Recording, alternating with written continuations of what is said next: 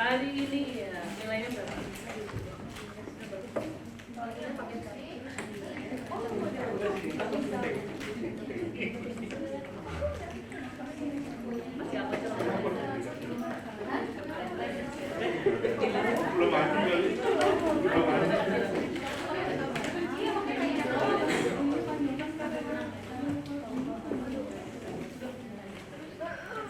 Oke Mas dan Mbak, mungkin kita lanjutkan ya.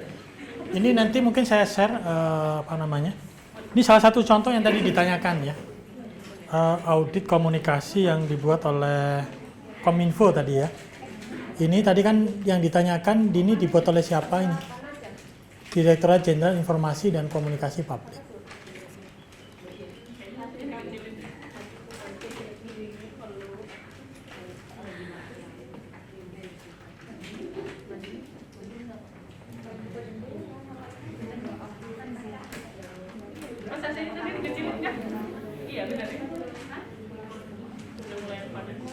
Nah ini ya, jadi yang diukur di dalam audit komunikasi di Kominfo ya, itu yang tadi sempat kita jelaskan ya.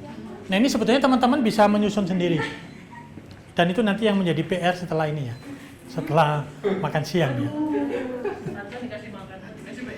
Jadi yang pertama itu input ya, input itu kan yang dilihat itu anggaran ya. Bentar ya. Jadi ada anggaran, lalu bahan informasi ya, sarana dan prasarana. Nah nanti ada indikatornya ya. Nah ini yang mungkin nanti akan jadi mungkin alurnya itu adalah setelah makan siang ya. Nanti Mas dan Mbak diminta untuk menyusun ini, tapi tidak perlu indikator ya. Kira-kira input itu yang nanti akan dilihat itu apa saja. Nanti untuk indikatornya, misalnya sarana prasarana itu memberi skornya seperti apa, itu nanti dilanjutkan di besok ya. Tapi untuk sekarang itu cukup ditentukan, kira-kira kalau input itu, kalau di UPR itu yang bisa dilihat apanya ya. Kalau di Kominfo ini dia lihat pertama anggaran, lalu bahan informasi ya, media dan saluran informasi, sarana prasarana, kemudian untuk proses ya. Untuk proses itu dia lihat ya, apakah ada perencanaan atau tidak ya. Apakah ada pelaksanaannya seperti apa ya. Pelaksanaan itu tadi ya, berapa kali bikin konferensi pers ya. Lalu monitoring dan evaluasi itu dilakukan atau tidak ya. Lalu outputnya itu dia ukur ke dalam dua indikator ya. Agenda publik ya. Jadi agenda publik itu kalau nggak salah itu diukur dari seberapa publik itu mengenal program-program Kominfo. Itu dia definisikan sebagai agenda publik ya. Lalu kepuasan terhadap layanan komunikasi publik. Kemudian untuk outcome-nya ya, itu dilihat dari ini ya, partisipasi terhadap kajian publik ya, keadilan informasi dan seterusnya. Nah, menurut Mas dan Mbak, apa yang kurang dari, apa kelemahan dari indeks ini ya?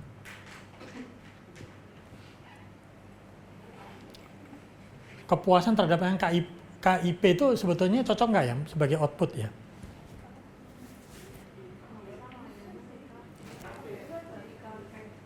Agenda publik itu sebetulnya output nggak sebetulnya? Harusnya enggak ya? Jadi nanti saya kira Mas dan Mbak bisa menyusun pengukuran audit yang lebih bagus lah gitu ya.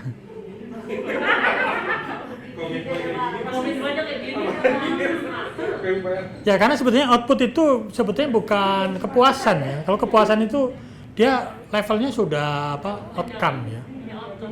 Kalau output itu gampangnya tadi ya, jumlah liputan gitu ya, jumlah ya kalau di media sosial itu jumlah yang mengklik ya, jumlah yang like ya, jumlah pemberitaan media gitu ya, itu output ya. Atau misalnya jumlah kalau misalnya bikin seminar publik itu jumlah peserta ya. Nah kepuasan itu sebetulnya lebih ke outcome ya, dan itu sudah. Nah nanti teman-teman bisa ini ya, bisa Nah ini mereka melakukan audit ini di, tadi kan ada pertanyaan ya,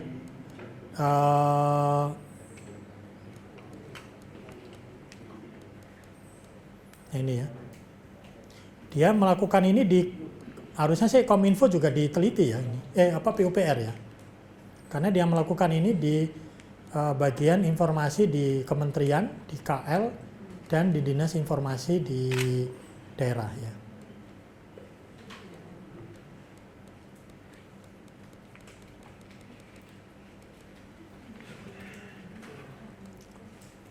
Nah nanti Mas dan Mbak bisa ini ya, bisa nanti saya share untuk sekedar ini ya, memberi ilustrasi pengukuran auditnya seperti apa gitu ya. Nah tapi mungkin yang saya ingin tunjukkan di sini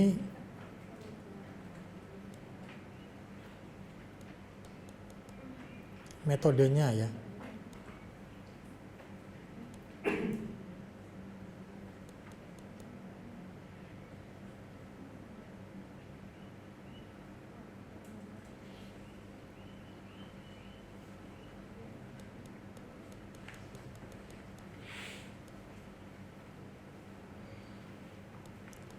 Nah ini ya, mereka juga membuat survei nih ya. Dan jumlah sampelnya kan banyak ini ya, ada berapa ribu gitu ya, total ya.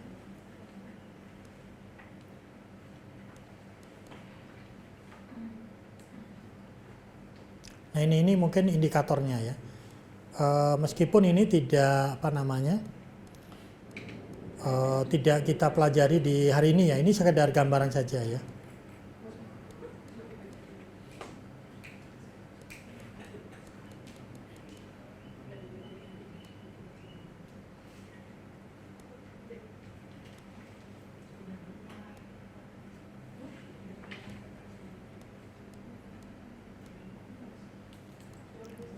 Ini ya, jadi untuk input ya, itu dia lihatnya pertama anggaran ya. Anggaran itu diukur dengan beberapa indikator ya. Jadi indikator anggaran itu misalnya ini ya, ketersediaan anggaran untuk program komunikasi ya, dan seterusnya ya.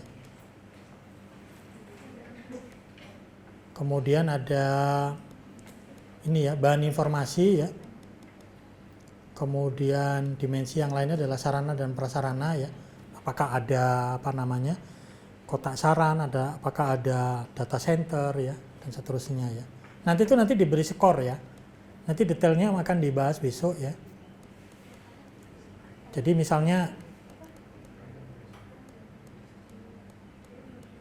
ini ya, variabel media dan saluran komunikasi itu kan ketersediaan media cetak konvensional ya. Itu biasanya skornya kan 0, 1 ya. 0 kalau tidak ada, 1 kalau ada ya. Jadi kan nanti si petugasnya kan akan datang tuh ke dinas informasi, lalu dia tanya di dinas informasi ini punya akun media sosial enggak gitu. Kalau dia bilang enggak punya berarti 0 ya. Kemudian ada pertemuan enggak tatap muka dengan publik gitu ya. Oh, nggak ada gitu, 0 gitu. Jadi itu ya kayak checklist gitu ya. Nah ini nanti mungkin dibahas besok ya. Kemudian proses itu kayak ini ya, perencanaan ya, frekuensi pelaksanaan rapat koordinasi ya, frekuensi ketersediaan dokumen perencanaan program kegiatan. Intinya kalau proses itu kan dia menanyakan mengenai aktivitas-aktivitas yang dilakukan di dalam menjalankan komunikasi publik ya.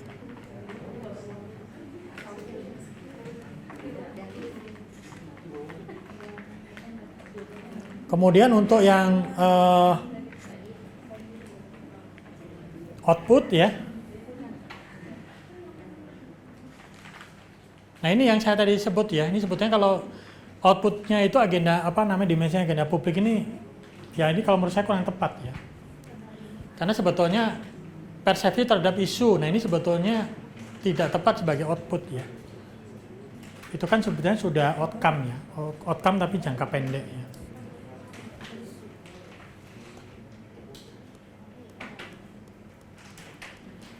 Itu ya, nanti Mas dan Mbak ini bisa nanti saya share ya. Nah, mungkin untuk sesi yang kedua ini ya, sebelum nanti kita istirahat. Jadi sekali lagi mungkin kalau disimpulkan, tadi di sesi sebelumnya kan kita sudah membahas beberapa model ya, model audit ya. Dan kalau kita lihat sebetulnya dari tadi mungkin ada 10 atau 12 model tadi, sebetulnya intinya sama ya. Jadi yang diukur itu adalah input, aktivitas ya atau proses, lalu output, kemudian outcome dan impact. Nah, di sini memang yang perbedaannya di outcome ya. Kalau nanti teman-teman lihat beberapa model, ada yang membuat itu outcome-nya ini cuma outcome saja ya, tapi beberapa model itu dia bagi dua ya. Jadi outcome ini dia bagi ke dalam outcome, juga dia bagi ke dalam outtext gitu ya. Tapi sebetulnya itu sama ya, sama. Jadi kalau outtext itu sebetulnya outcome jangka pendek gitu ya. Kemudian perbedaan yang lain di impact ya. Jadi di beberapa model impact itu diukur dari perilaku ya, tetapi di beberapa model impact itu diukur dari tadi misalnya revenue ya, kemudian peningkatan penjualan dan seterusnya. Nah, ini mungkin contoh yang baik yang menggambarkan itu ya. Kalau kita lihat di dalam model ini kan outtext-nya nggak ada ya. Ini kan dari output langsung outcome ya. Nah, kalau ditanyakan outtext-nya masuk mana, itu sebenarnya masuk outcome ya. Karena dalam outcome itu kalau dibacakan ini ada short ya, ada medium, ada long. Nah, outtext itu sebetulnya short ya, jangka pendek ya. Jadi sebetulnya sama saja ya. Nah, kalau ini dia bedakan ya. Jadi outtext itu dia bedakan gitu ya. Nah, ini nanti teman-teman untuk tugas ya. Tugas apa namanya?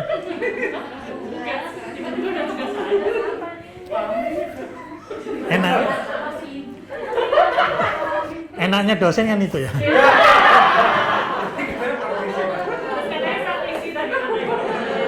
Nanti mungkin nanti di antara sini kan ada yang jadi dosen ya. Mungkin nanti akan melakukan hal yang sama itu ya. Ya, jadi intinya teman-teman nanti diminta ya untuk dibagi 4 ya tadi kesepakatannya ya. Dibagi 4 kelompok ya. Untuk hari ini tuh cukup ini saja, buatlah model ya.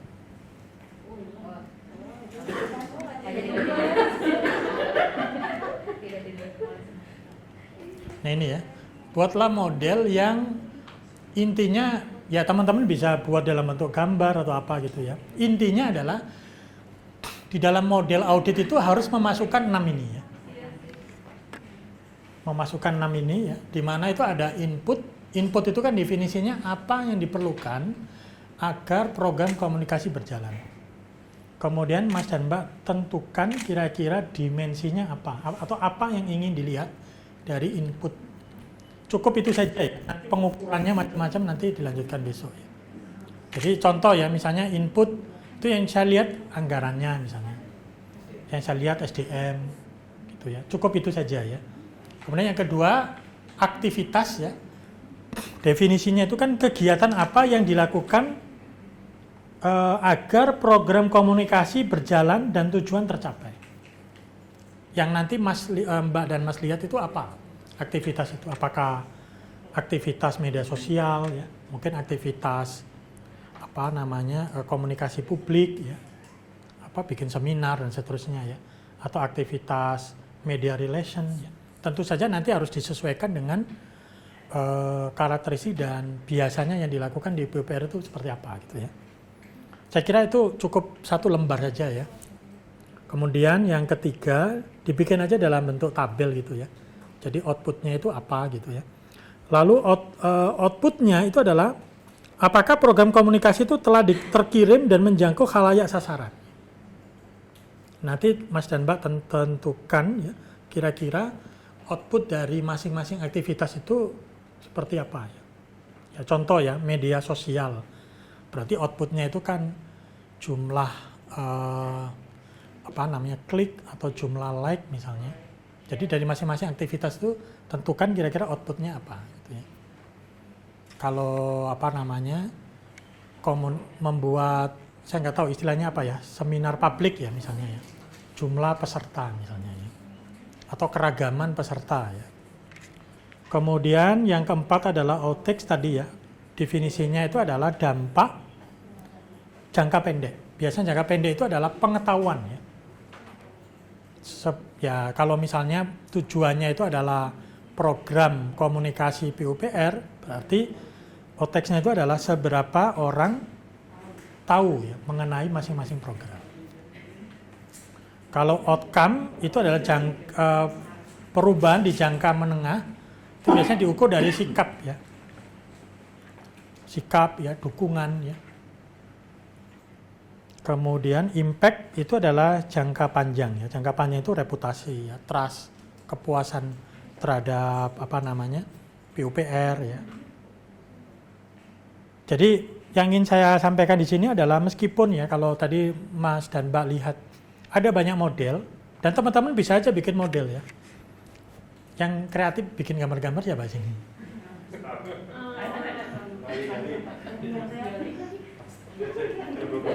Nah itu kan, ya itu kan nanti bisa itu bikin gambar apa gitu. Tapi intinya di dalam gambar itu sebaiknya memuat ini ya. Jadi di atasnya itu adalah tujuan komunikasi dulu, dan tujuan komunikasi itu kan diturunkan dari programnya PUPR ya. Saya nggak tahu ya, mungkin bagian komunikasi kan mungkin ditugaskan khusus ya oleh PUPR untuk mensosialisasikan apa gitu ya. Berarti itu kan menjadi tujuan program komunikasi ya. Lalu di sini lihat keenamnya ini ya, input, aktivitas, output, outtakes, outcome, dan impact ya. Di sini saya memberi, tadi yang ini yang pernah, tadi sempat saya berikan ilustrasi ya. Misalnya di sini ada Dirjen Pajak ya misalnya, ini sebelum contoh PUPR ya. Dirjen Pajak misalnya membuat program komunikasi untuk meningkatkan kesadaran masyarakat mengenai pentingnya pajak, misalnya ya. Lalu diberikan ya, diminta untuk membuat program-program, diberikan anggaran, lalu Anda diminta untuk membuat audit gitu ya. Yang dilakukan apa ya? Tentu saja lihat dulu tujuannya ya. Tujuannya itu saya nggak tahu ya kalau dimuat dalam surat edaran atau apa biasanya kalau tujuannya. Tapi rumuskan dulu tujuan yang dibebankan oleh komunikasi itu apa. Diminta untuk apa gitu ya. Apakah diminta untuk sosialisasi atau diminta meningkatkan kesadaran atau apa gitu ya. Nah ini harus eksplisit ya, harus jelas. Kenapa? Karena namanya evaluasi ya. Ketika kita menyimpulkan berhasil itu kan dikaitkan dengan tujuan ya. Nah kemudian lihat inputnya ya. Inputnya itu ya anggarannya bagaimana ya. Ketersediaan SDM ya. Itu seperti apa ya. Kemudian yang kedua adalah aktivitas ya. Aktivitas itu kira-kira kegiatan, kalau Anda diminta mengevaluasi gitu ya. Anda katakanlah menjadi auditor ya di Dirjen Pajak, yang Anda lakukan kan memeriksa ini ya. Anda periksa dulu inputnya seperti apa. Kemudian Anda periksa kegiatannya ya. Kegiatan yang dia lakukan apa? Apa bikin iklan, apa bikin posting di media sosial, apa menggandeng influencer ya. Membuat rilis, membuat seminar, atau apa gitu ya. Lalu Anda lihat outputnya ya. Outputnya ya tadi ya. Kalau membuat iklan berarti jumlah yang nonton iklan itu berapa banyak. Kalau membuat rilis berarti jumlah yang jumlah media yang memberitakan berapa banyak.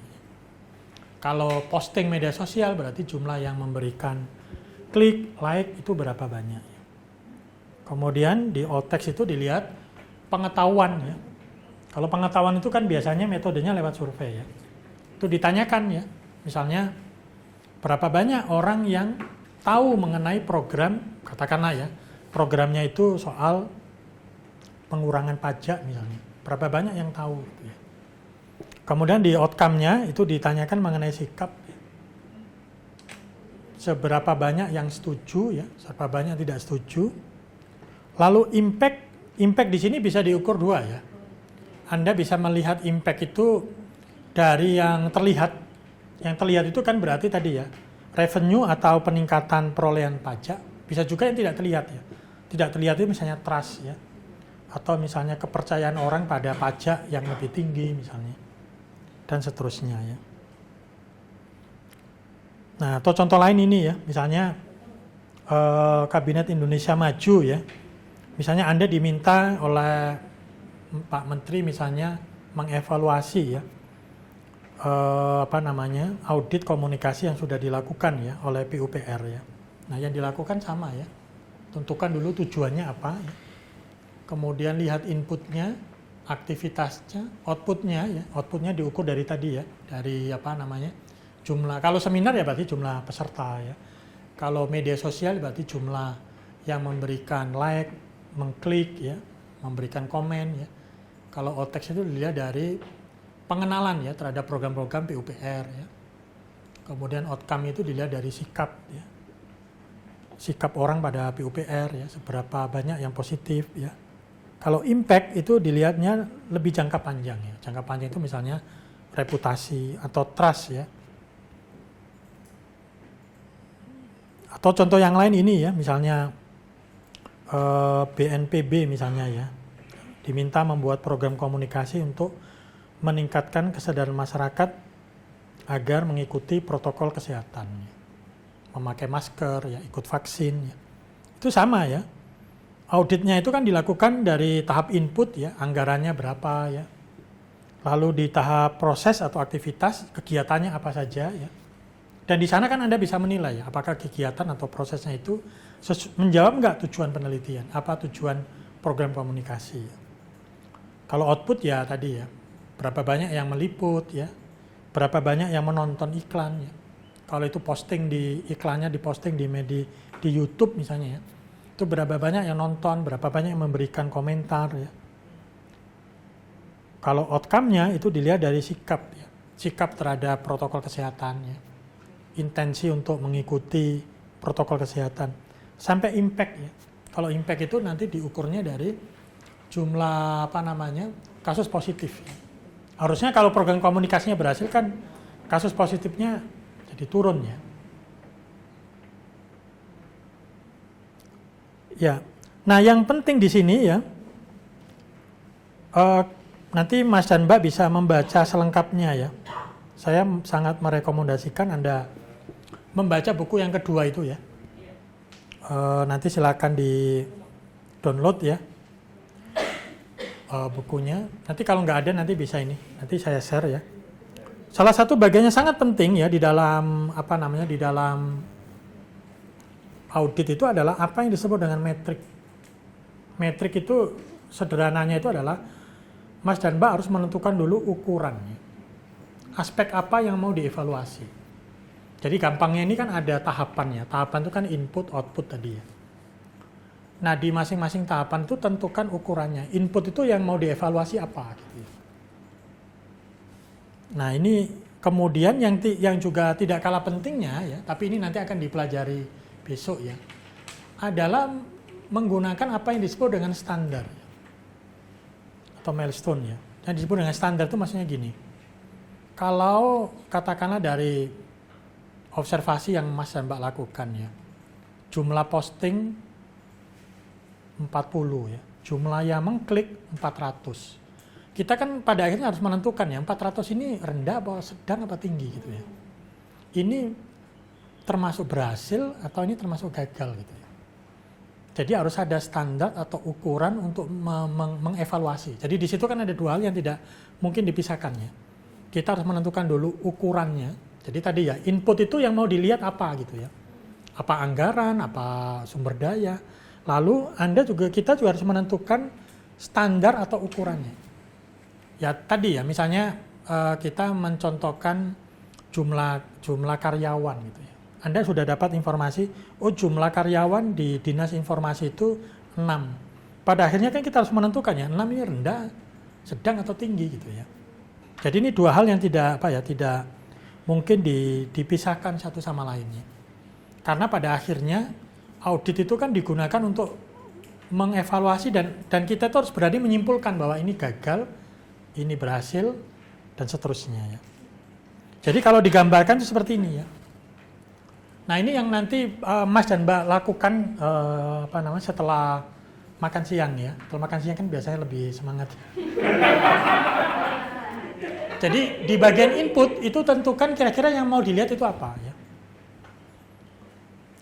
Ini saya ambil contoh aja ya. Ini misalnya apa namanya, yang dinilai itu misalnya inputnya itu ada nggak SOP misalnya.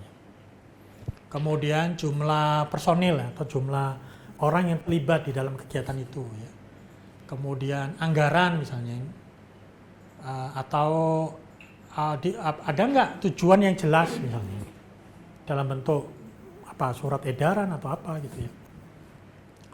Nah di sini, tapi ini nanti akan dijelaskan di besok ya. Tapi nggak apa-apa ya kalau misalnya Mas dan Mbak bisa menentukan, ini akan lebih baik ya. Tentukan kira-kira standarnya ya. Standar untuk menilai ya misalnya anggaran ya 10 miliar ya, itu anggarannya itu rendah, sedang atau tinggi itu 10 miliar itu ya. Jadi nanti kalau teman-teman membaca hasil audit ya, hasil audit itu ada yang deskriptif ya. Deskriptif itu kan cuma anggarannya sekian ya. Tapi bisa juga itu kita simpulkan ya. Oh ternyata anggarannya itu rendah. Anggarannya itu sedang. Nah, untuk menyimpulkan itu kan berarti perlu adanya skor ya. Nah, skornya itu bisa ini yang pelajaran kemarin ya, semester kemarin ya. Itu kan skornya teman-teman bisa 0, 1 ya. 0 itu tidak ada, 1 ada. Bisa juga dia dibikin skala interval atau skala yang ordinal ya. 1 sampai 5 ya. 1 itu misalnya SOP ya. Itu kan bisa pilihannya kan 0, 1 ya. 0 tidak ada, 1 ada. Tapi kan bisa juga 1 itu ada dan diperbarui. Atau 5 ya. 5 itu ada dan diperbarui. 4 ada tapi tidak diperbarui tiap tahun misalnya. 3 apa ya, 2 apa gitu. Tapi kalau misalnya nggak sempat ya, karena waktu yang pendek ya. Tapi paling tidak ini ya, yang sebelah inilah, yang metrik ini yang nanti dipresentasikan ya. Yang bagian kanan itu bisa besok ya. Tapi paling tidak kan Mas dan Mbak tahu bahwa kalau saya meneliti input itu hal-hal apa saja yang harus saya nilai. Gitu ya. Sekali lagi definisinya input itu adalah kondisi yang ada ya. Kondisi yang existing sekarang yang diperlukan agar proses komunikasi itu berjalan. Nah itu definisi input ya. Kemudian aktivitas ya. Aktivitas itu kegiatan-kegiatan apa saja yang dilakukan agar tujuan komunikasi tercapai. Nah tentu saja nanti Mas dan Mbak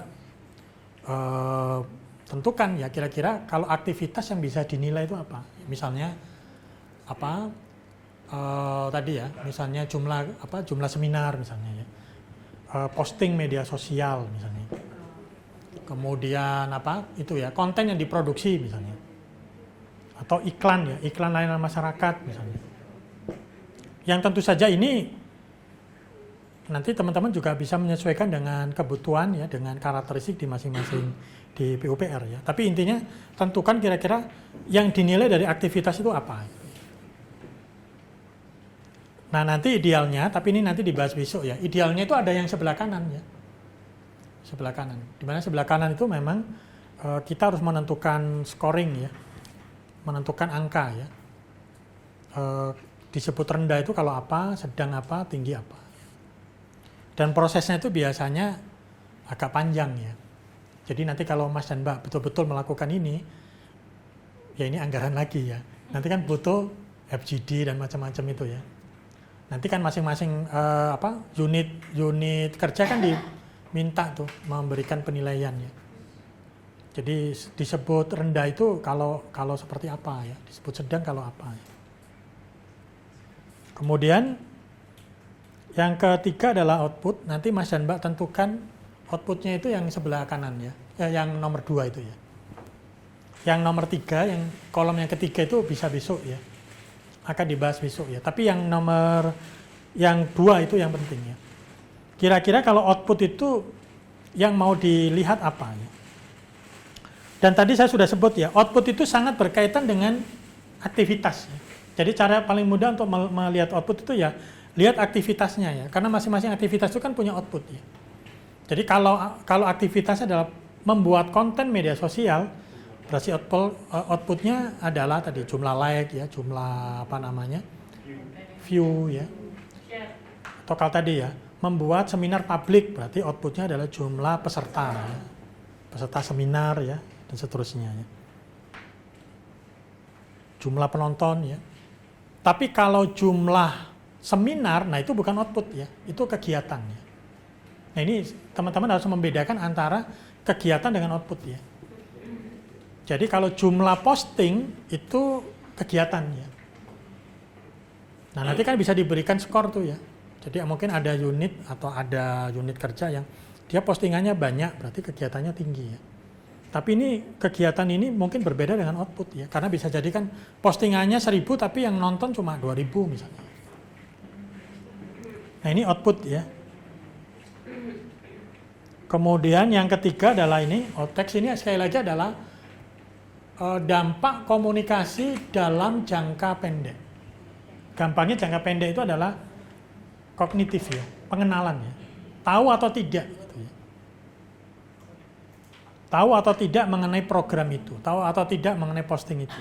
Biasanya itu yang dilihat itu ya 3 itu ya biasanya. Dilihat dari kesadaran, tahu atau tidak, pengetahuan ya. Pengetahuan itu biasanya bedanya pengetahuan dengan kesadaran itu adalah pengetahuan itu kita menanyakan yang lebih detail ya. Jadi menanyakan yang lebih detail ya. Ya misalnya ya kalau di pengetahuan itu, kalau di kesadaran atau awareness itu kan cuma ditanyakan ya, apakah Anda tahu PUPR sudah membangun bendungan misalnya. Itu kan tapi kalau pengetahuan itu lebih detail ya. Misalnya kita menanyakan pengetahuan orang mengenai berapa banyak bendungan yang sudah dibuat ya misalnya. Di mana saja misalnya. Nah, itu pengetahuan ya. Bisa juga recall ya. Kalau recall itu biasanya orang diminta untuk ini ya, menyebut atau mengingat sesuatu ya.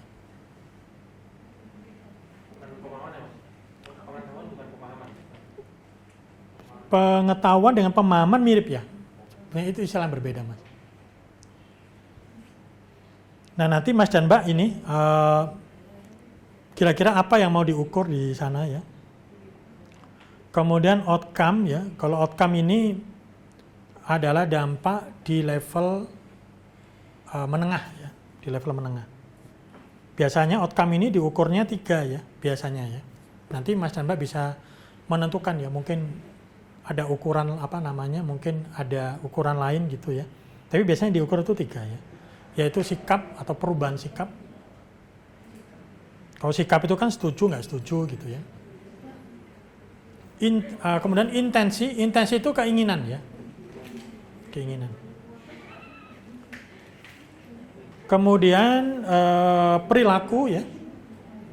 Kalau perilaku itu ya tadi kalau dalam kasus pajak itu adalah apakah Anda akan membayar pajak, itu kan perilaku ya. Kalau di PUPR itu apa ya perilaku itu ya? Nggak harus ada ya, nggak harus ada. Nggak perlu diada-adakan.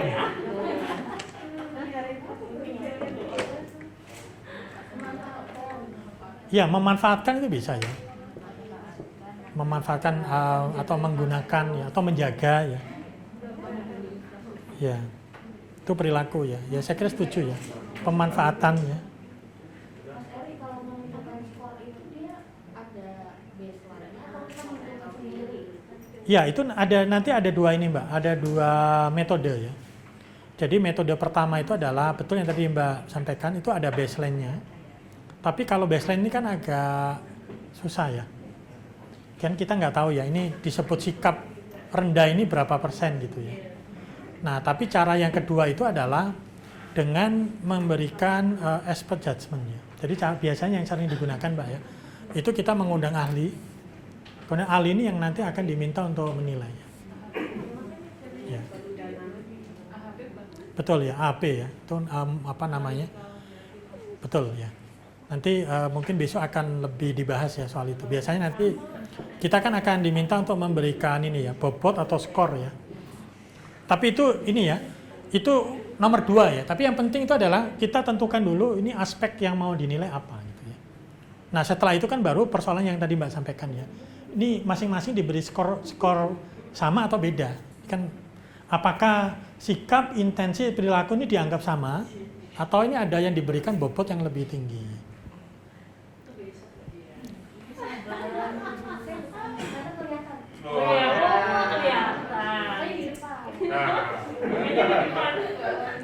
Nah itu ya. Tapi itu ini besok aja ya. Bisa aja. Kan itu lebih rumit ya, jadi saya yang mudah-mudah aja. Visioner. Kemudian yang terakhir adalah impact ya. Kalau impact ini nanti Mas dan Mbak harus juga menentukan ya. Kira-kira impact-nya ini bisa diukur dari apa gitu ya. Sekali lagi impact itu bisa dua ya. Ada yang dia terlihat ya. Terlihat itu contoh kayak tadi ya. Kalau BNPB itu yang dilihat itu kan jumlah kasus positif turun, nah itu kan bisa terlihat ya. Atau pajak itu jumlah penerimaan pajak naik gitu ya. Tapi ada juga yang dia nggak terlihat ya, nggak terlihat itu contoh kayak reputasi, ya, trust ya. Nah itu, nah nanti teman-teman kira-kira coba tentukan ya untuk PUPR itu ukuran yang bisa kita anggap dia menggambarkan impact dari program komunikasi itu apa? Apakah trust, apakah reputasi ya? Ya itu dan seterusnya ya.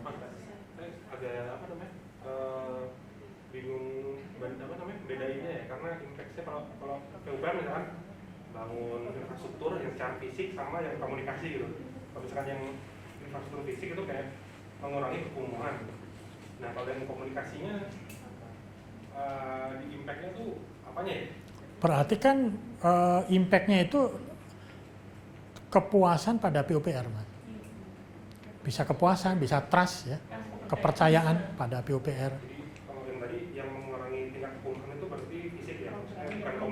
Bukan komunikasi ya. Ya. Bukan komunikasi. Nah, ini pertanyaan menarik ya. Jadi impact yang dimaksud di sini impact dalam arti komunikasi ya. Bukan impact dalam arti ya misalnya membangun jalan tol, mengurangi kemacetan misalnya. Ya itu memang betul Mas, tapi itu kan bukan komunikasi ya. Komunikasi yang dimaksud di sini ya misalnya trust ya, reputasi ya. Nah, impact itu sekali lagi tadi ya, ada yang dia terlihat ya. Contoh kayak penjualan ya. Tadi naiknya iklan ya, atau misalnya kalau ada program komunikasi kesadaran berlalu lintas, impact-nya itu kan berarti angka kecelakaan yang turun misalnya ya. Tapi bisa juga dia yang tidak terlihat ya, tidak terlihat itu contoh kayak trust ya, reputasi dan seterusnya. Jadi nanti Mas dan Mbak PR setelah ini ya, setelah makan siang adalah coba buat model ya, bisa dalam bentuk gambar. Tapi kalau nggak sempat ya di Excel juga boleh ya. Tapi intinya di dalam gambar itu seperti yang tadi saya sampaikan ya di Barcelona Principle tadi ya. Harus memuat 6 ya. Input, aktivitas, output, outcome, outtake sama impact. Lalu tentukan masing-masing ya. Masing-masing kalau input itu apanya yang mau dilihat ya. Atau metrik untuk melihat impact itu apa. Nah yang terakhir ya, ini juga PR hari ini ya, itu adalah tentukan kira-kira metodenya apa. Nah ini cukup ini tidak perlu diuraikan ini panjang lebar ya, karena itu nanti akan diuraikan lebih detail besok. Tapi kira-kira kalau untuk mengetahui tadi ya, misalnya impact ya, itu kan berarti metodenya seperti yang sudah dibahas semester lalu ya. Untuk tahu ini ya, misalnya reputasi itu apa? Kira-kira metodenya apa? Survei. Kemudian apa lagi? Ya survei. Bisa juga eksperimen ya. Kan bisa juga eksperimen. Bisa juga konten analisis. Misalnya untuk lihat sentimen orang ini yang puas terhadap PUPR kan Mas dan Mbak bisa mengumpulkan posting-posting lalu dilihat. Tapi sekali lagi itu kan desain ya. Kalau Mas dan Mbak merasa bahwa ini nggak diperlukan juga nggak apa-apa. Tapi saya hanya menjelaskan bahwa sebetulnya untuk tahu itu ada banyak metode. Jadi metode tidak perlu dijelaskan survei adalah apa gitu ya. Cukup ditulis saja survei gitu ya. Jadi masing-masing input itu dilakukan dengan menggunakan metode apa ya. Jadi nanti yang nanti Mas dan Mbak perlu lakukan ya. Kalau ada itu bagus Mbak. Tapi kalau survei juga nggak apa-apa. Survei gitu aja juga nggak apa-apa. Nah ini contohnya Mbak ya. Jadi contohnya apa namanya? Tadi kan ada ini ya, input, aktivitas, output, outcome, sama impact ya. Nah nanti mungkin dibikin 3 kolom gitu ya. Jadi kolom pertama kan tadi input, output tadi ya. Lalu kolom kedua kan tadi metrik atau ukuran apa yang mau digunakan ya. Lalu kolom yang ketiga adalah kira-kira untuk tahu itu metodenya apa. Nah di dalam audit komunikasi ya, seperti yang tadi saya sampaikan ya di dalam Barcelona Principle tadi ya, peneliti bisa menggunakan metode kuantitatif dan kualitatif. Dan sebetulnya itu banyak metode yang bisa menjawab itu. Tapi ini pilihan ya. Tadi contoh ya, saya menyebut reputasi. Untuk tahu reputasi ya, katakanlah ya, misalnya teman-teman PUPR membuat kampanye ya, kampanye di media sosial. Lalu kan impact-nya pengen diukur ya, reputasi dari program ini terhadap PUPR apa. Itu kan metodenya banyak ya. Nah, yang saya sebut banyak itu nggak perlu semuanya digunakan ya. Pertama kan teman-teman bisa melakukan survei. Misalnya tadi ya, ambil 1.000 responden atau 10.000 responden gitu ya. Di masing-masing provinsi diambil misalnya 200 atau 300 ya.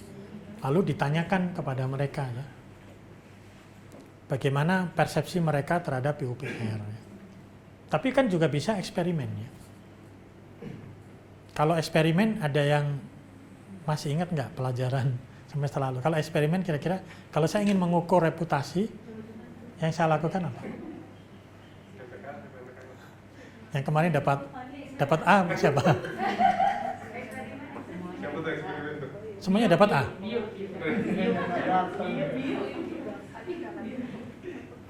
Apa? Kalau misalnya saya ingin tahu apa impact dari program apa namanya media sosial ya terhadap reputasi, kalau eksperimen caranya gimana ya?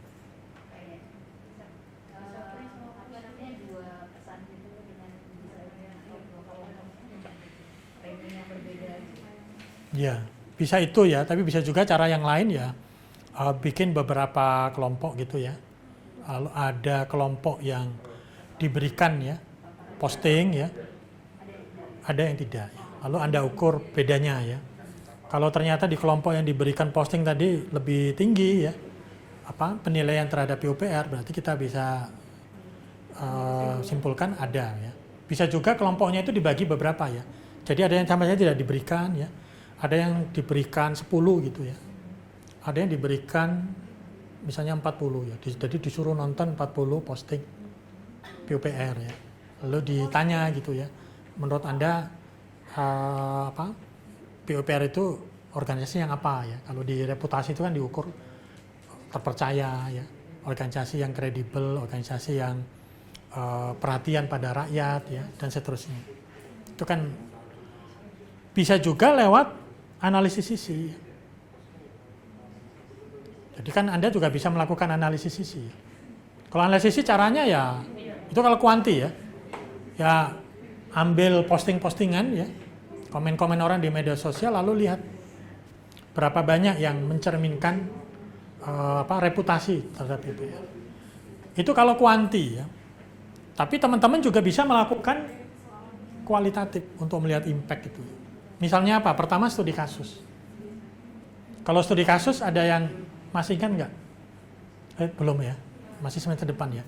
Tapi kalau studi kasus itu gampangnya itu gini, ambil beberapa informan kunci ya. Misalnya para ahli gitu ya. Lalu tanyakan reputasi dia terhadap PUPR.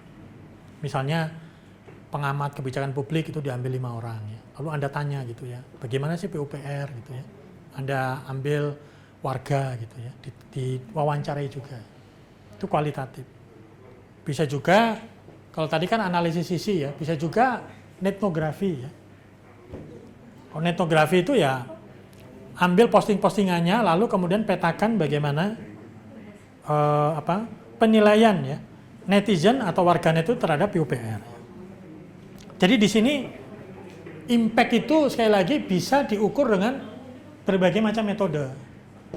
Tapi itu nanti Mas dan Mbak nggak perlu ditulis semua ya. Kira-kira pilihan yang akan digunakan apa? Bisa survei, bisa eksperimen, tadi kan bisa studi kasus. Ya. Kemudian outcome ya. Outcome ini sama ya. Ini kan mengukur sikap ya. Ini kan bisa lewat, kalau kuanti ini bisa lewat survei, bisa eksperimen. Kalau kualitatif bisa juga analisis sisi ya tadi. Kalau kualitatif dia bisa studi kasus. Bisa juga fenomenologi. Kalau kualitatif, fenomenologi itu adalah kita mengambil atau mewawancarai orang yang pernah punya pengalaman berinteraksi dengan proyeknya PUPR. Misalnya ya, orang yang ada di dekat bendungan ya. Lalu Anda wawancara mendalam ya. Dulu kayak apa gitu ya kehidupannya, lalu setelah ada bendungan dia seperti apa. Nah, itu fenomenologi ya. Bisa juga survei ya, bisa juga survei. Itu pilihan-pilihan ya, pilihan-pilihan untuk menentukan outcome ya. Outcome dari artinya sikap ya dari program komunikasi. Jadi bisa kuanti, bisa kualitatif.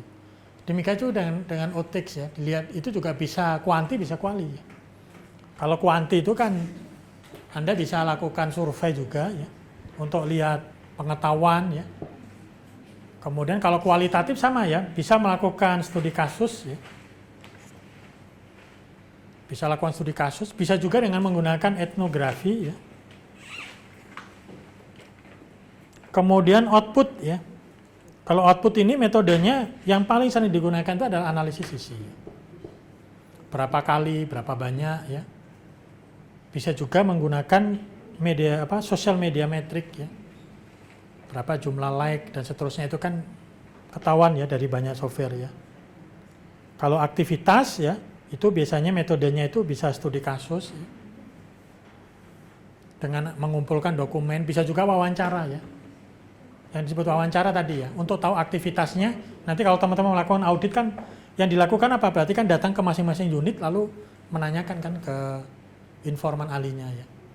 Ini pernah melakukan apa saja selama 1 tahun ya. Kemudian berapa kali ya. Bila mana perlu ya Anda minta dokumennya ya. Ini contoh-contoh posternya apa gitu ya. Itu aktivitas ya. Kemudian di input itu metodenya sama ya, itu bisa kuanti, bisa juga kuali ya. Kalau kuantitatif itu tadi ya, bisa menggunakan konten analisis, bisa juga kalau kualitatif studi kasus. Ya.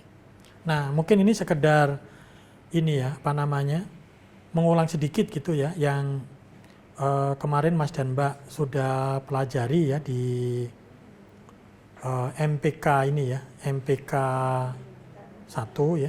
Jadi sebetulnya metode itu gampangnya itu gini, ini kualitatif ini dipelajari nanti ya semester depan ya. Kalau kualitatif itu sederhana saja ya. Kalau yang diteliti itu teksnya ya yang diteliti, itu nama metodenya itu ada semiotika, ada wacana gitu. Nah kalau di dalam audit itu bisa nggak semiotika itu digunakan? Bisa ya. Kan Mas dan Mbak bisa meneliti juga itu ya. Meme orang terhadap PUPR misalnya. Lalu diteliti ya, meme-nya ini kalau orang membuat meme terhadap Pak Basuki misalnya ini tendensinya ini positif atau ini mengejek atau negatif gitu ya. Itu kan bisa menggunakan semiotika. Ya. Setelah ditelusuri kan ternyata banyak sekali meme mengenai PUPR misalnya. Nah, itu kan bisa dianalisis ya. Nama metodenya itu semiotika ya. Teman-teman juga bisa menggunakan fenomenologi. Ciri dari fenomenologi itu adalah yang diwawancarai selalu orang ya, individu. Biasanya kalau Anda membuat fenomenologi itu yang diambil itu 3 sampai maksimal 5 orang. Kalau ini digunakan bagaimana ya bisa ya. Fenomenologi nanti teman-teman bisa membaca bukunya tadi ya. Bukunya McNamara tadi yang di sana dia contohkan ya. Bagaimana fenomenologi itu digunakan. Misalnya ya, contoh sederhananya tadi ya. Anda meneliti mengenai apa impact atau dampak dari pembangunan jalan tol misalnya. Kan bisa diambil 3 orang atau 4 orang pedagang gitu ya, atau apa namanya, pengusaha transportasi misalnya, lalu digali ya dulunya sebelum tol bagaimana ya, setelah ada tol bagaimana, itu namanya fenomenologi. Itu kuali ya, bukan kuanti ya, kualitatif. Jadi di sini cirinya itu adalah di dalam fenomenologi itu yang diteliti itu harus orang yang pernah punya pengalaman ya. Kalau jalan tol ya berarti orang punya pengalaman naik jalan tol, naik jalan sebelum ada dan setelah ada jalan tol. Nanti kan digali tuh pengalamannya bagaimana. Dan nanti ditanyakan ya bagaimana penilaian dia terhadap PUPR ya. Bisa juga etnografi. Bedanya fenomenologi dengan etnografi itu adalah kalau fenomenologi itu orang, kalau etnografi itu kelompok. Contoh kalau Anda neliti tadi ya, waduk atau bendungan, kalau fenomenologi itu kan Anda ambil 2 atau 3 orang, tapi kalau etnografi itu misalnya Mas dan Mbak neliti satu warga atau satu desa di sekitar pembangunan waduk. Nah itu etnografi. Lihat bagaimana interaksi dia ya, perilaku mereka ya. Nah itu sebetulnya bisa digunakan. Tapi yang dari berbagai metode ini yang paling banyak digunakan untuk kualitatif itu adalah studi kasus ya. Studi kasus itu ya wawancara, menggunakan dokumen itu studi kasus ya. Biasanya ini dilakukan caranya bagaimana ya, kalau teman-teman meneliti unit-unit kerja dan unit kerja itu dianggap sebagai kasus ya atau case, berarti yang dilakukan ya datang aja ke unit tadi, kerja tadi, lalu lakukan wawancara ya terhadap pimpinan ya. Kemudian periksa dokumen-dokumennya ya. Nah, selain kualitatif ya, kita juga bisa melakukan kuantitatif ya. Ini pilihan ya, tidak harus semuanya digunakan. Tadi saya sebut bahwa sebetulnya di dalam melakukan audit ya, itu kita nggak harus semuanya ini kayak digunakan, enggak ya. Anda bisa memilih, oh saya menggunakan survei ya. Oh saya untuk neliti ini saya menggunakan eksperimen. Asal tadi di dalam Barcelona Principle tadi kan dikatakan peneliti harus menggunakan bisa kuanti atau kuali, dan yang paling penting transparan ya. Transparan itu ya dikemukakan metodenya bagaimana, kenapa menggunakan metode itu ya. Indikatornya apa saja ya. Menentukan tinggi rendahnya seperti apa. Nah itu harus dijelaskan ya. Jadi di sini tidak ada ukuran tunggal ya. Ini harus menggunakan ini enggak ya. Untuk mengukur impact itu ya teman-teman bisa menggunakan analisis sisi bisa ya. Kan bisa dilihat itu ya apa konten-konten ya dari posting-posting orang ya.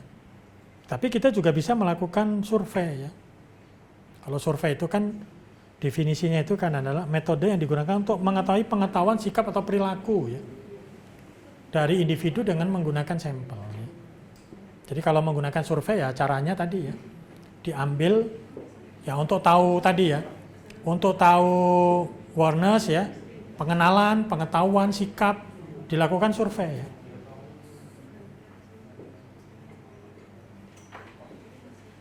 Nah ini penting kalau nanti teman-teman membuat rancangan ya. Bayangkan Anda misalnya diminta membuat proposal ya. Membuat proposal oleh atasan ya untuk melakukan audit. Nah itu kan Anda harus bisa menentukan ya input ini kira-kira akan saya peroleh dengan menggunakan metode apa. Nah kalau kuantitatif itu pilihannya itu ya. Jadi bisa melihat dengan menggunakan survei, bisa juga menggunakan eksperimen ya. Eksperimen tadi ya, bedanya eksperimen dengan survei itu kan kalau eksperimen dia ada treatmentnya ya, ada treatmentnya.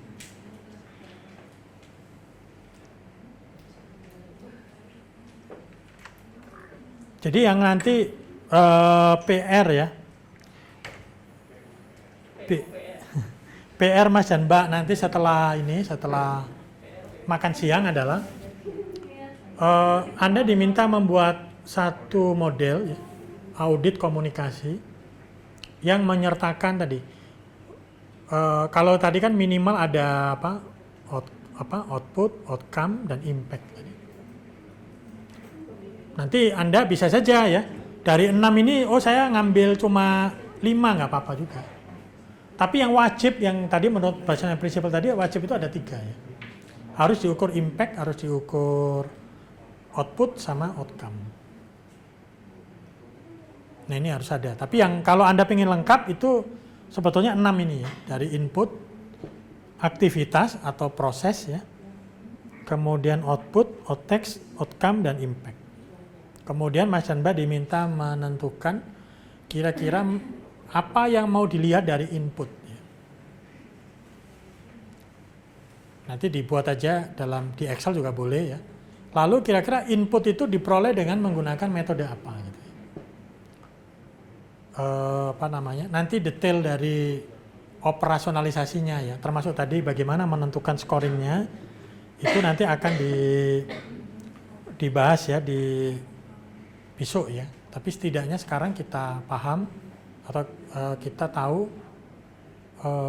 bagaimana merancang atau membuat desain dari sebuah audit ya, komunikasi. Nah, yang penting untuk Mas dan Mbak ketahui itu adalah, dan nanti di tugas ya, di diskusi untuk nanti setelah jam 1 itu, Anda bisa memilih umum, bisa juga khusus. Audit itu bisa khusus ya. Misalnya tadi ya, audit itu misalnya, tadi saya mencontohkan audit itu misalnya ada program khusus ya, misalnya tadi ya, BNPB membuat program peningkatan kesadaran terkait dengan protokol kesehatan, itu kan khusus ya. Tapi bisa juga umum itu contohnya tadi, menilai mengenai audit komunikasi PUPR selama 1 tahun, misalnya. Itu kan yang dinilai semua ya. Jadi tidak hanya satu program tertentu ya. Anda bisa memilih apakah melakukan audit umum itu artinya menilai semua aktivitas yang dilakukan oleh PUPR selama 1 tahun. Bisa juga program khusus ya. Jadi khusus itu artinya ada program komunikasi tertentu yang itu kemudian coba untuk dievaluasi dan diaudit gitu ya. Jadi nanti tentukan kira-kira apa yang mau dilihat ya. Kemudian setelah itu kira-kira metode untuk melihat input ini menggunakan apa ya. Dan di sini harus terjawab ya, betul-betul memang lewat metode itu input itu bisa bisa didapatkan gitu ya. Nanti sebagai gambaran nanti saya bisa share ya, contoh tadi ya, contoh audit yang dilakukan oleh Kominfo ya, yang itu kalau nggak salah sudah dilakukan 3 kali ya, sudah 3 kali ya tiap tahun. Ya kita bisa nggak harus mengikuti model yang dibuat oleh Kominfo ya. Mas dan Mbak bisa membuat model yang lebih baik dan juga lebih sesuai ya dengan kebutuhannya PUPR ya. Tapi nanti sebagai gambaran ya, kira-kira nanti yang dilakukan kayak apa gitu ya. Mungkin kalau ada ini pertanyaan ya silakan Mbak. Terkait tadi yang dari Kominfo itu kan luas banget ya cakupannya, kebayang aja logistiknya gitu, berapa lama waktunya dan tidak ada gitu. Untuk audit ini, untuk menghemat itu, apakah mungkin melakukan kayak self assessment gitu? Jadi kita bikin standarnya, kemudian unit-unit itu melakukan self assessment sendiri. Apakah itu disebut audit juga? Itu yang pertama. Yang kedua mengenai tadi namanya milestone ya, atau tahu tinggi, rendah, sedang, itu kan berarti dibandingkan dengan sesuatu gitu. Nah itu pembandingnya apakah internal, misalnya antara 50 unit di bawah Kementerian PUPR gitu ya di rank, atau pakai industri benchmark gitu kayak di PR gitu, benchmarknya sekian, ataukah dengan kayak dibandingkan dengan tahun lalu aja di unit sendiri gitu, dibandingkan dengan tahun lalu naik atau turun. Kemudian yang ketiga tadi salah satu contoh untuk output ya itu sosmed matrix. Apakah sosmed matrix itu kan ada banyak tuh Mas, apakah itu semuanya masuk ke output atau bisa yang kayak kalau share itu jatuhnya lebih ke outtakes misalnya, atau komen itu bisa digunakan untuk melihat output juga? Apakah semua sosmed matrix itu jatuhnya ke output atau bisa di level yang itu? Ya, terima kasih. Ini pertanyaan menarik ya, ada 3 pertanyaan. Yang pertama terkait dengan biaya Mbak ya. Betul Mbak bahwa kalau ini dijalankan ya, maksudnya ke 6-6-nya, apalagi kalau bikin survei ya, itu pasti harganya mahal ya. Ya. Jadi apa ya, saya nggak tahu, Kominfo mungkin dia dapat anggaran ya, sehingga dia bisa menjalankan itu ya. Karena hitungan kalau di lembaga survei ya, karena dulu saya pernah lama ya kerja di lembaga survei, hitungan lembaga survei itu simple ya, satu kepala itu 200.000 ya. Jadi kalau 1.000 200 juta ya. Jadi maksudnya kalau Kominfo itu kan dia sampai 5.000 ya. Berarti untuk survei saja dia kemungkinan sekitar 1 M ya. Untuk survei saja ya. Karena untuk menemui ya satu responden itu biaya yang dikeluarkan biasanya patokannya itu sekitar 200.000. Itu kan dia harus ada transport, ada honor, ada macam-macamnya. Jadi memang sangat mahal ya. Nah, betul yang tadi Mbak katakan bahwa tantangan besar adalah bagaimana membuat desain audit yang murah. Jadi tidak tentu saja ini tantangan ya. Jadi contoh tadi Mbak menyebut ya misalnya contoh ya, mengukur impact ya. Itu kan idealnya lewat eksperimen atau lewat survei. Tapi pertanyaan, apakah ada cara yang bisa kita gunakan ya, untuk mengukur impact ya, selain lewat survei atau eksperimen? Ya mungkin ada ya. Misalnya tadi Mbak sebut ya, misalnya menggunakan sosial media metrik misalnya. Ya itu kan contoh ya, kayak misalnya sentimen ya. Kan sekarang banyak ya aplikasi yang bisa kita gunakan untuk mengetahui sentimen terkait dengan organisasi gitu ya, PUPR ya. Yang itu tidak perlu melakukan survei ya, tapi lewat posting-posting dan kita bisa tahu sentimennya. Atau contoh yang lain tadi ya, misalnya lewat outcome ya, atau outtakes misalnya ya. Jadi memang tantangannya itu Mbak, bagaimana mendesain satu desain yang itu mudah dilakukan ya dan murah ya. Jadi di sini desain yang baik itu nggak kalau mahal berarti itu sebetulnya nggak baik ya sebetulnya. Sebetulnya kalau yang akan lebih baik itu adalah kalau kita bisa mendesain satu metode yang itu murah ya. Nah itu tantangannya, yaitu nanti yang Mbak dan Mas diskusikan ya setelah. Nanti saya tinggal menilai kan itu. Nah itu ya. Tapi tadi Mbak, yang Mbak tanyakan tadi terkait dengan self assessment ya.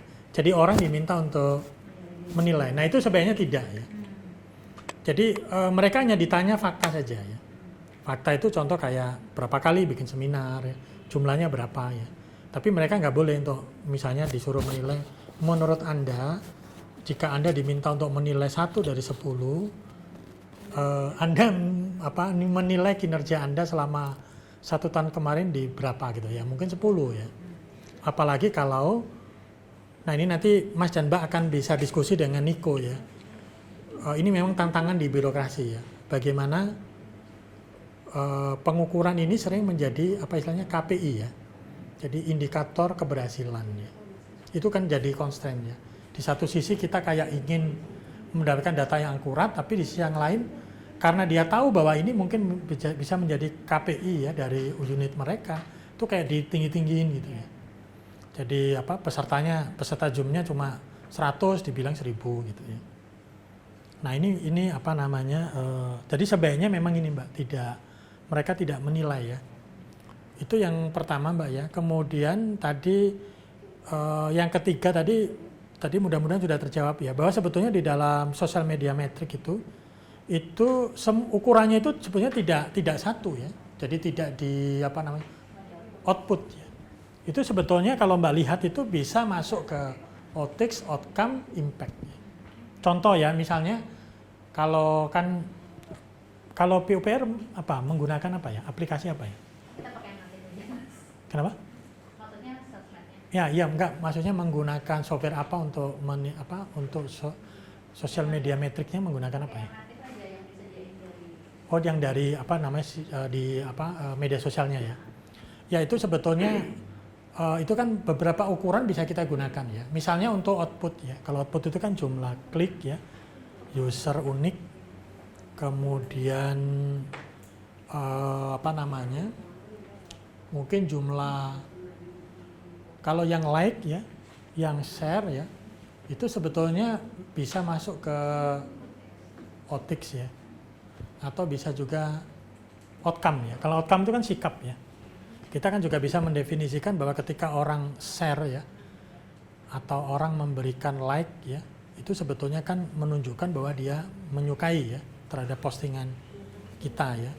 Kemudian untuk lihat impact itu bisa dari sentimen misalnya ya. Jadi sebetulnya itu dari ukuran metriknya itu nggak harus masuk ke output ya.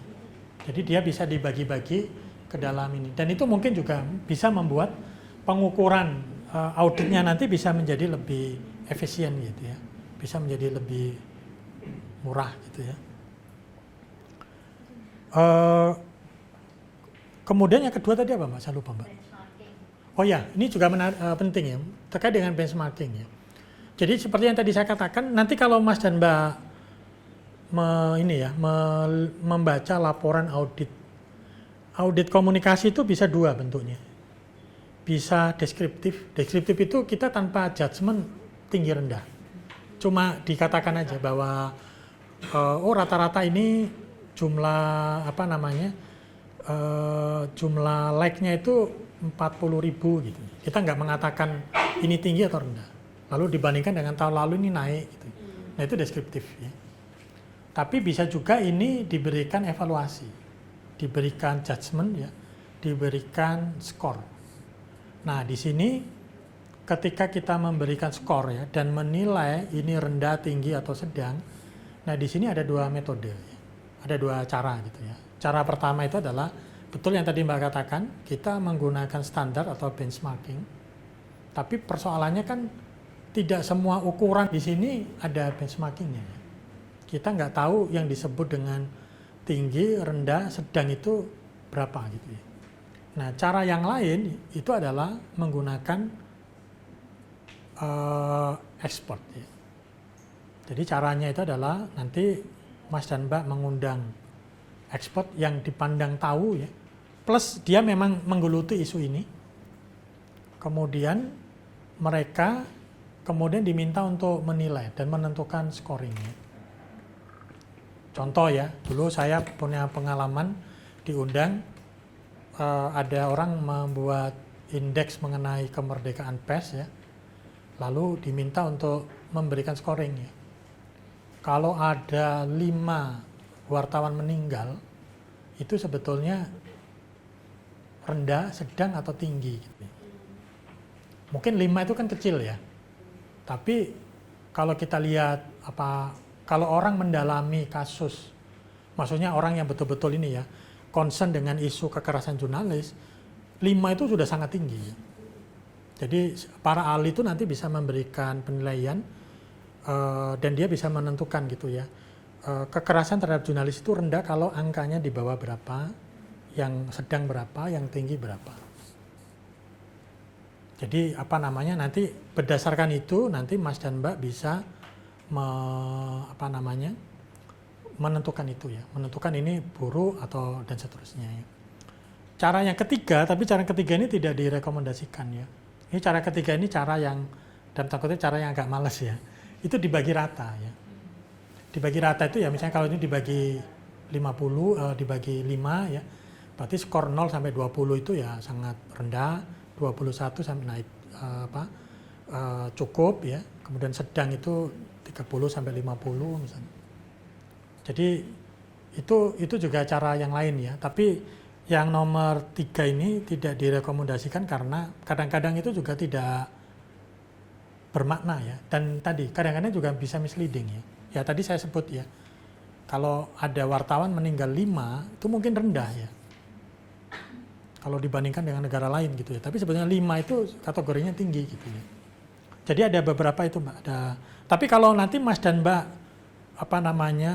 tidak sampai ke arah memberi penilaian juga nggak apa-apa ya. Bisa juga nanti sampai level deskriptif saja juga nggak masalah. Jadi diberikan aja scoring-scoringnya itu tanpa dan dibandingkan dengan tahun sebelumnya untuk melihat naik atau turun tanpa harus dinilai ini buruk atau sedang atau baik. Nah itu pilihan yang nanti Mas dan Mbak bisa lakukan gitu ya.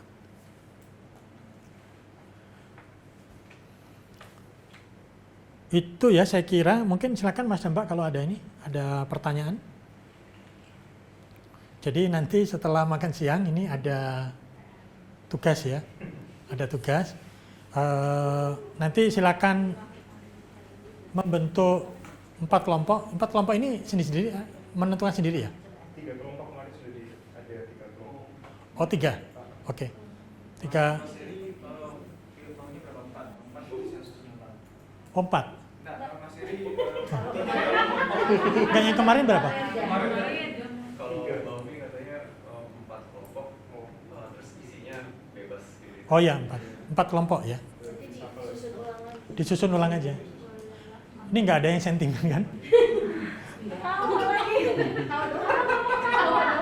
Nanti diukur sentimennya.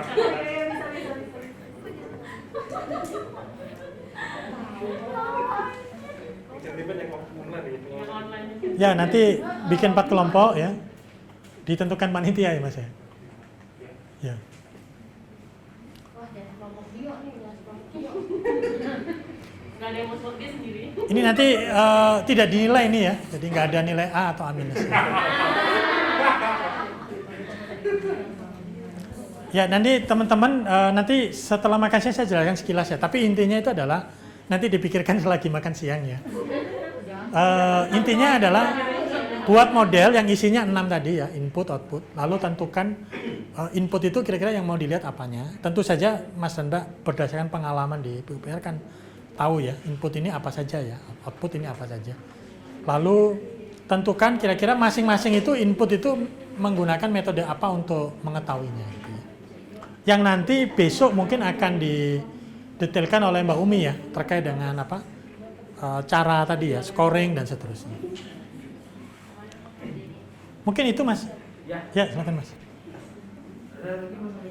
Cukup saya kira ya. Terima kasih Mas dan Mbak. Nanti kalau penentuan kelompoknya gimana Mas? Udah? Sekarang aja silakan. Ya. Mas dan Mbak, mungkin untuk lebih memudahkan nama kelompoknya kita tentukan berdasarkan primbon enggak? Primbon? Aku mikirnya serius banget. Biar gampang 4-4-nya dari ujung ya. 1 2 3 4, 1 2 3 4, 1 2 3 4, 1 2 3 4 ya. Oke? Oke, berarti dia sendiri. Bio. Mas Bio dari kelompoknya Mbak Mustika aja. Sorry, dari kelompok sini aja mungkin ya. Masuk 4. Kalau bisa dia jangan yang 3. Iya. Berarti dia sama kita tuh. Iya. Masuk ke sini. Enggak. Iya, Mas Bio masuk ke sini. Yang apa tinggal join.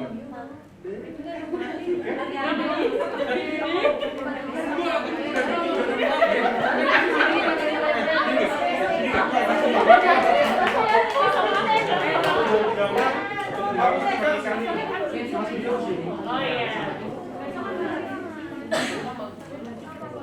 Enggak, ini udah diputusin. Katanya dia kesini. Mohon maaf ya.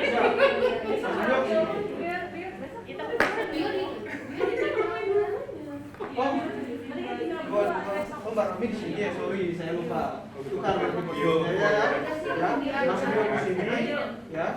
Bio di sini enggak, Mas Astaf yang pindah biar langsung untuk laki-laki.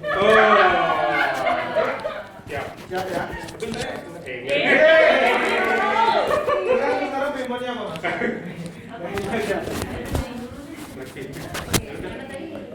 Itu aja. Ada yang mau tanyakan lagi? Ya. Jadi kelompoknya kita bagi sesuai dengan tempat duduk. Setelah ini kita istirahat, makan siang sudah disediakan di depan. Setelah itu mungkin langsung kerja aja Mas ya, kembali lagi ke kelas. Iya. Kembali ke Kembali ke kelas dulu baru kerja kelompoknya Mas ya. Iya. Itu aja ya. Itu saja, silakan Mas dan Mbak untuk istirahat. Ya. Oke, Mbak.